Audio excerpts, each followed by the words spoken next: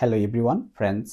আপোনালোক সকলোকে আজি পুনৰ এবাৰ মোৰ ইউটিউব চেনেললৈ আৰু এটি নতুন ভিডিঅ'ৰ সৈতে স্বাগতম জনাইছো। আশা কৰো ভালে আছে বন্ধুসকল। আজিৰ ভিডিঅ'টো খুবেই গুৰুত্বপূৰ্ণ। আশা কৰো অলপ মনোযোগেৰে চাব আৰু যদি ভিডিঅ'টো আপোনালোকে স্কিপ নকৰাকৈ ভালকে চাই আপোনালোকে ইয়াৰ পৰা কিবা নহয় কিবা এটা শিকিব পাৰিব আৰু আপোনালোক লাভান্বিত হ'ব। বন্ধুসকল, থাম্বনেইল দেখিয়ে হয়তো গম পাইছে যে আজিৰ ভিডিঅ'ৰ বিষয়বস্তু কি হ'বলৈ গৈ আছে। হয় বন্ধুসকল, আপুনি টোপনিৰ সমস্যাত ভুগি আছে নেকি আৰু আপোনাৰ সেই টোপনিৰ সমস্যা বহু দিনৰ পৰা হৈ আছে নেকি? বিশেষকৈ বন্ধুসকল, ধৰক আপুনি যদি সপ্তাহত বা মাহত 1-2 দিন বা কেইবাদিনমান আপোনাৰ কিবা বিশেষ চাপৰ কাৰণে বা আপোনাৰ ঘৰুৱা কিবা পাৰিবাৰিক সমস্যাৰ কাৰণে হওক বা আপোনাৰ খঙৰ কাৰণে হওক বা আপোনাৰ তেনেকুৱা বিশেষ কিবা অসুবিধাৰ কাৰণে আপুনি সপ্তাহত বা মাহত 2 দিন আপোনাৰ টোপনি কম হৈ আছে বা আপুনি শুব নোৱাৰা হৈছে, আপোনাৰ টোপনি নোহোৱা হৈছে, সেইটো বেলেগ কথা। যদি বন্ধুসকল আপুনি একেৰাহে 2-3 মাহ বা তাতকৈ বেছি দিনলৈকে আপোনাৰ এই সমস্যা হৈ আছে যে ৰাতি আপোনাৰ টোপনি নহয়, হলেও অকমান হয় সাৰ পাই যায় ইটো সিটো, যদি বন্ধুসকল এনেকুৱা সমস্যা আপোনাৰ হৈ আছে তেতিয়াহ'লে সেইটো আপোনাৰ ইনচমনিয়া সমস্যা। বন্ধুসকল, সেইটো আপোনাৰ টোপনিৰ সমস্যা।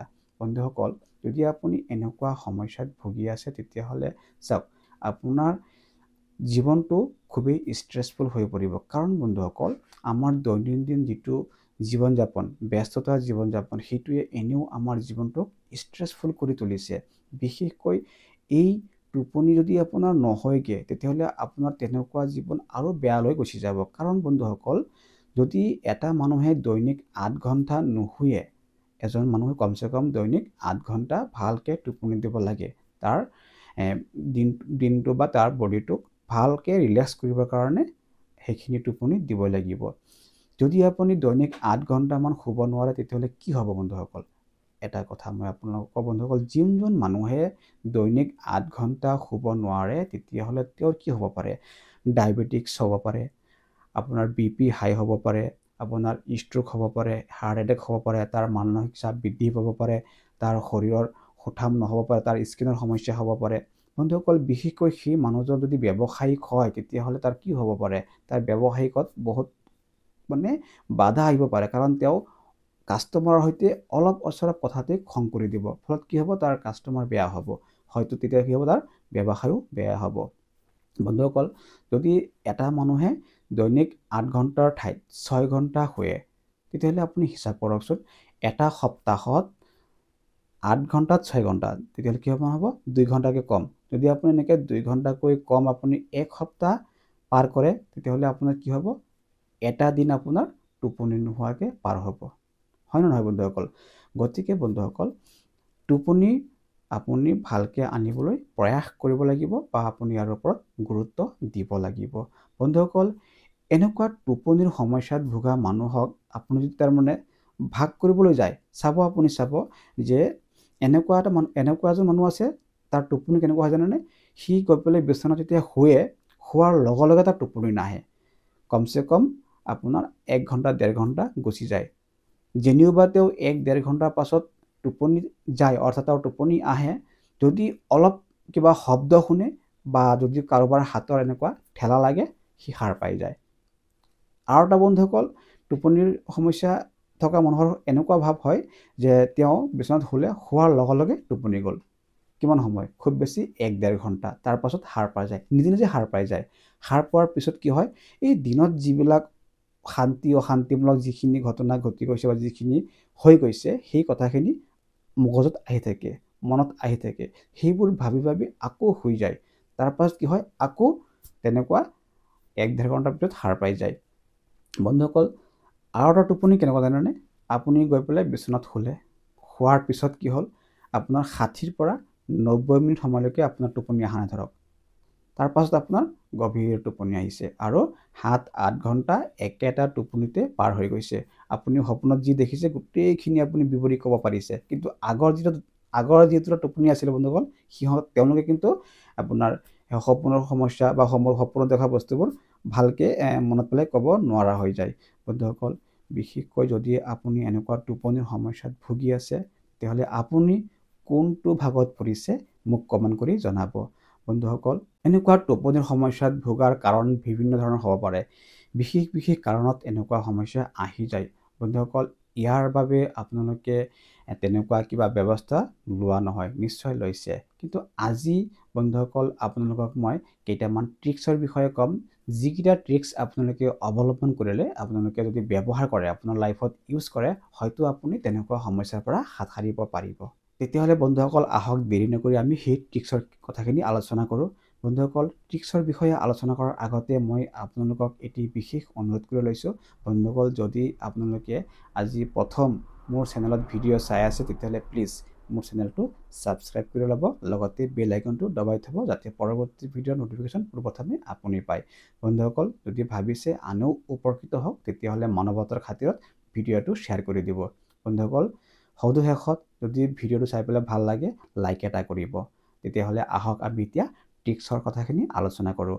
বন্ধুসকল, ট্ৰিক্স নাম্বাৰ 1, যদি আপুনি ৰাতিপুৱা সাৰ পোৱাৰ বাবে মোবাইলত এলাৰ্ম দিছে, আপোনাৰ ফোনত এলাৰ্ম দিছে, তেতিয়াহ'লে সেইটো আপুনি ভুল কৰিছে বুলি মই ভাবোঁ। বন্ধুসকল, আপোনালোকে বিশেষকৈ যদি ফোনত আপোনাৰ মোবাইলত এলাৰ্ম দি থয় ৰাতিপুৱা সাৰ পোৱাৰ কাৰণে, তেতিয়াহ'লে কি হ'ব বন্ধুসকল? ধৰক আপুনি এলাৰ্ম দিছে আৰু মোবাইলটো আপোনাৰ কাষত ৰাখিছে, কি হ'ব? ৰাতি যেতিয়া আপোনাৰ মোবাইলত কিবা মেছেজৰ শব্দ হ'ব, মেছেজৰ যিটো চাউণ্ড হয় সেইটো চাউণ্ড হ'ব, বা আপোনাৰ ন'টিফিকেশ্যনৰ চাউণ্ড আহিব, তেতিয়া আপুনি সাৰ পাই যাব। বন্ধুসকল, বিশেষকৈ আপুনি মোবাইল ফোনত এলাৰ্ম দি পেলাই ৰাতিপুৱা সাৰ পোৱাৰ অভ্যাসটো বাদ দি দিয়ক।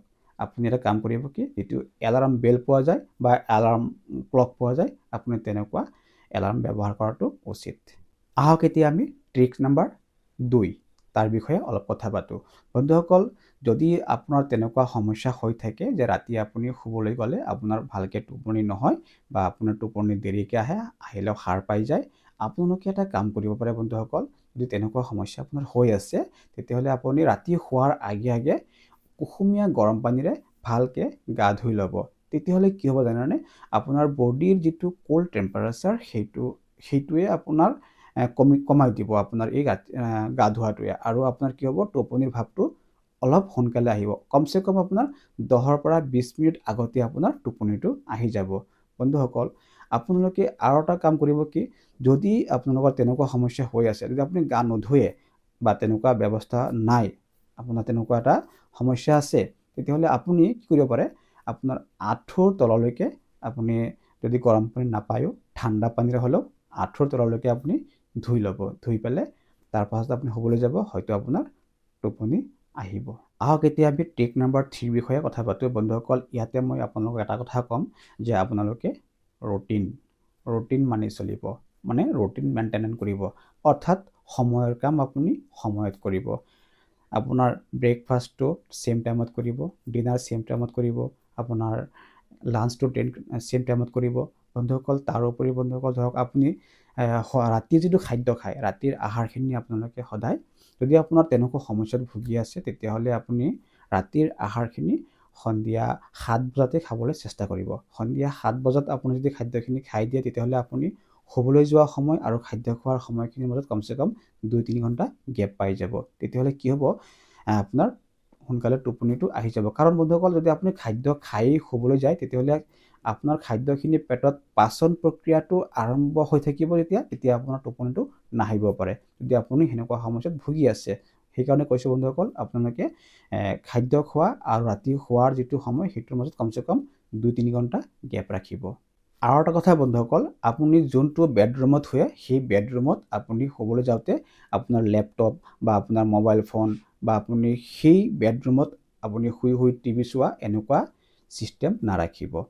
কাৰণ যদি আপুনি শুই টিভি চোৱাৰ ছিষ্টেমটো কৰে, তেতিয়া কিন্তু আপোনাৰ এই সমস্যাটো সোনকালে ইম্প্ৰুভ নহ'ব। আৰু যদি আপুনি লেপটপ লৈ তাত কাম কৰি থাকে, বিচনাতে বহি কাম কৰিছে, তাতে আপুনি শুই গৈছে, এনেকুৱাও নকৰিব বন্ধুসকল, ঠিক আছে?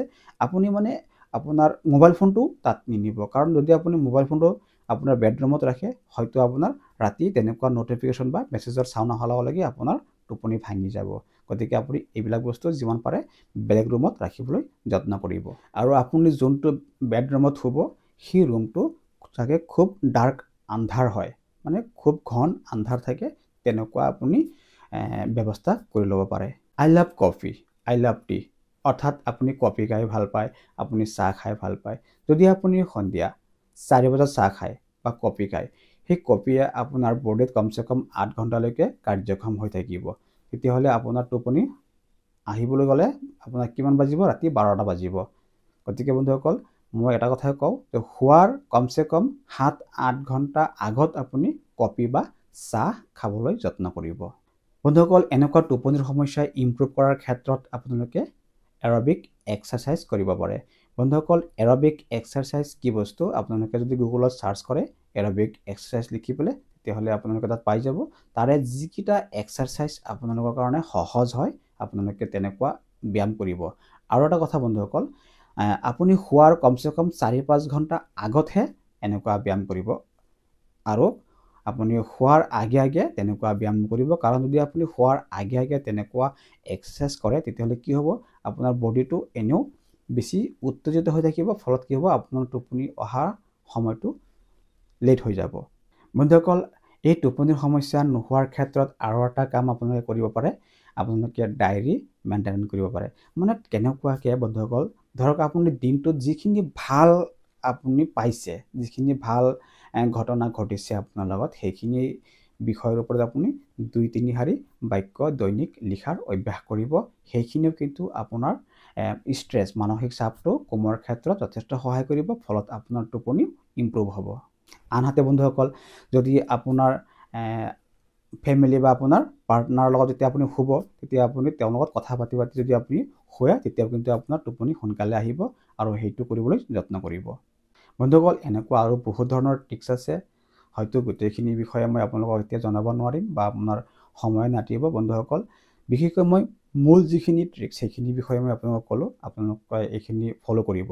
বন্ধুসকল, মই এতিয়া আপোনালোকক আৰু এটা কথা কৈ লৈছোঁ যে মই ইতিমধ্যে যিখিনি কথা আলোচনা কৰিছোঁ, ঠিক আছে, বা আপুনি এজন থেৰাপিষ্টৰ ওচৰত গৈ পৰামৰ্শ লৈছে বা আপুনি এজন ডক্টৰৰ ওচৰত গৈ পেলাই পৰামৰ্শ লৈছে, ঔষধ সেৱন কৰিছে, যি কৰিছে, ঠিক আছে বন্ধুসকল, আপোনাতকৈ আপোনাৰ বডিৰ বিষয়ে বেলেগে সিমান নাজানিব। আপুনিহে আপোনাৰ বডিৰ বিষয়ে খুব বেছিকৈ জানে যে আপোনাৰ বডিয়ে কোনটো ভাল পায়, কোনটো বেয়া পায়, কোনফালে যাব খোজে, কোনফালে যাব নোখোজে। গতিকে আপুনি সেইটো নিজেই আপোনাৰ বডিৰ লগত আপুনি কম্প্ৰমাইজ কৰি চলিবলৈ চেষ্টা কৰিব। আপুনি ইয়াৰ বিপক্ষে যাবলৈ যত্ন নকৰিব। বন্ধুসকল, আজি ইতিমধ্যে মই যিখিনি কথা আলোচনা কৰিছোঁ, আশা কৰোঁ আপোনালোকে বুজি পাইছে আৰু আপোনালোকে ইয়াৰ পৰা কিবা নহয় কিবা এটা শিকিব পাৰিছে।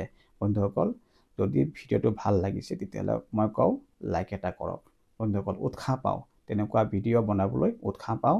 গতিকে ছাপোৰ্ট কৰাৰ খাতিৰত হ'লেও লাইক এটা কৰক আৰু সুখত থাকক, শান্তিৰে থাকক। দৈনিক পৰ্যাপ্ত পৰিমাণে পানী খাব, কমেও 1-1.5 ঘণ্টা ব্যায়াম কৰিব। আকৌ লগ পাম নতুন ভিডিঅ'ত, নতুন টপিকছত। তেতিয়ালৈকে মোক আহিব দিয়ক। ধন্যবাদ।